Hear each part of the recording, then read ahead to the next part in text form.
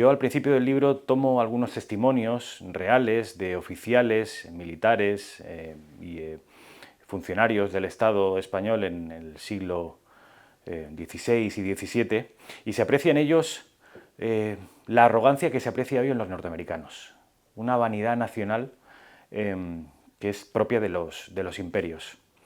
De eso pasamos al siglo XIX, donde son españoles los que no pueden ser otra cosa, al apocamiento, a la desmoralización y a, en definitiva, a la falta de autoestima que yo denuncio en el libro. ¿Qué ocurre en ese periodo?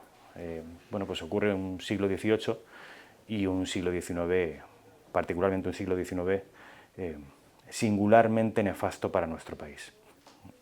Podría decirse que es 1898, final del siglo XIX, el éxtasis de la crisis nacional española. Es algo muy sabido, el desastre. Luego vendría, casi 40 años después, una guerra civil que volvería a alimentar la tesis del excepcionalismo español y del predeterminismo. España estaría predestinada a un futuro oscuro, casi como una cuestión genética. Es lo que denuncio en el libro, es el proceso histórico que nos ha llevado hasta aquí y que hay que sacudirse. Todos los problemas de España, y singularmente los más graves, son consecuencia de una falta de autoestima nacional. Esa falta de autoestima existe.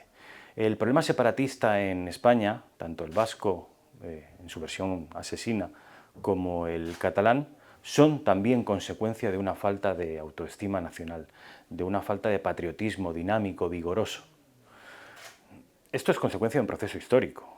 Esto no aparece de buenas a primeras, no emerge sin razones y sin causas. Hay razones históricas, hay causas históricas que es preciso identificar, diagnosticar para poder revertir. La leyenda negra, y se ha escrito mucho desde el clásico de Juderías en 1916 hasta nuestros días, es de sobra conocida y frente a lo que pueda pensar la gente, su impacto ha sido devastador en el ánimo de los españoles. Son demasiados siglos escuchando opiniones negativas, no sobre un aspecto coyuntural de la sociología española, sino sobre la esencia misma de España. Este tipo de discursos, de relatos, primero con los protestantes, la Ilustración francesa, la enciclopedia, los viajeros románticos en el XVIII y en el XIX, todo este tipo de discursos acaban permeando en el ánimo de los españoles y acaban asumiendo que su país es un país falto de ánimo, falto de ambición y con un pasado equivocado. Incluso los patriotas a los que yo llamo críticos, es decir, españoles a los que no se puede dudar de su patriotismo, como Pérez Reverte, hacen o ponen de relieve en toda su obra que España es un país que se ha equivocado en sus grandes decisiones nacionales. España confluye, en el año 2026, confluyen muchas crisis, al contrario que en otras crisis recientes que tenían únicamente que ver con lo material, con los dineros, con lo económico. Hablo del año 2008, la crisis de principios de los 90. El actual momento histórico es particularmente grave porque confluyen muchas crisis de manera simultánea sobre un mismo país que parece haber perdido su propósito histórico.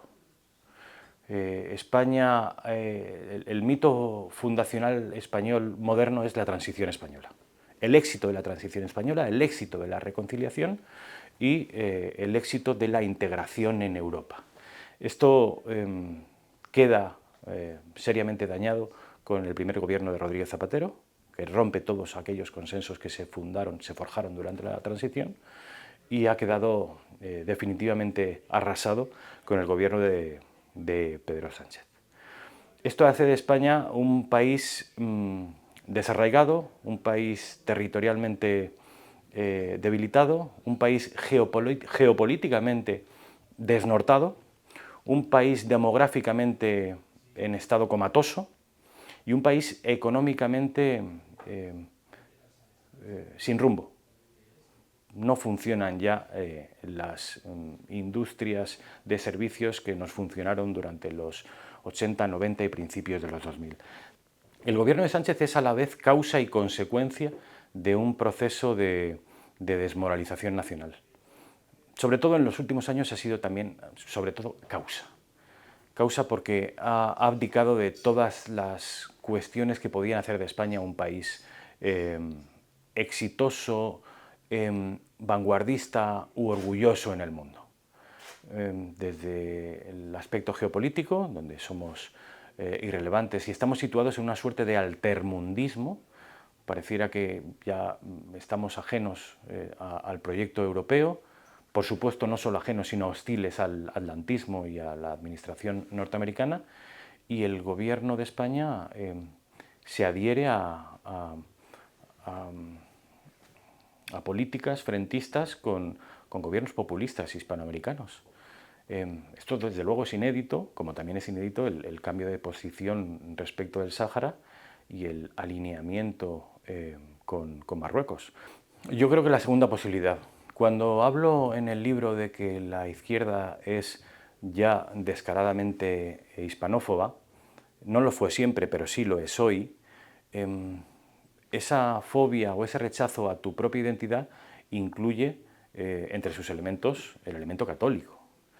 España, yo creo que es innegable, es una nación de base católica y además lo es por voluntad propia. Y en tanto que parte integral, nuclear de la identidad española, la izquierda siente, o una parte de la izquierda siente rechazo y siente ajenidad.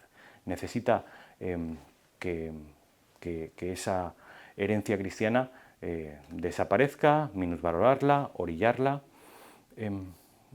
y al mismo tiempo abrazar otras religiones que históricamente han estado compitiendo, incluso en el campo de batalla, en nuestro país. Gracias a que existe este premio, ensayos como este tienen y van a seguir teniendo salida y van a poder seguir siendo premiados. Por lo general, la izquierda domina todas las industrias, o gran parte de las industrias culturales y del entretenimiento, casi en régimen de monopolio. Que aparezcan premios y reconocimientos como este es un cauce para que muchas personas nos animemos también a trabajar y a reivindicar una serie de ideas que creemos que son las más virtuosas para nuestra sociedad. No me es ajeno que los políticos somos uno de los grandes problemas, a juicio de los españoles, en todas las encuestas. El rey de España está por encima de los políticos. El jefe de Estado, además la Constitución así lo ubica, está al margen de la refriega política. Actúa como árbitro, como mediador, y España, más que ningún otro país, necesita una figura neutral y aséptica como la del rey. Desde un punto de vista de las necesidades interiores del país, más que nunca, pero también desde un punto de vista exterior y geopolítico. Es el mejor de nuestros embajadores, pero sobre todo, y atendiendo o siendo coherente con la línea del libro, Felipe VI es el último eslabón de una estirpe que hunde sus raíces en Covadonga, hace 1400 años.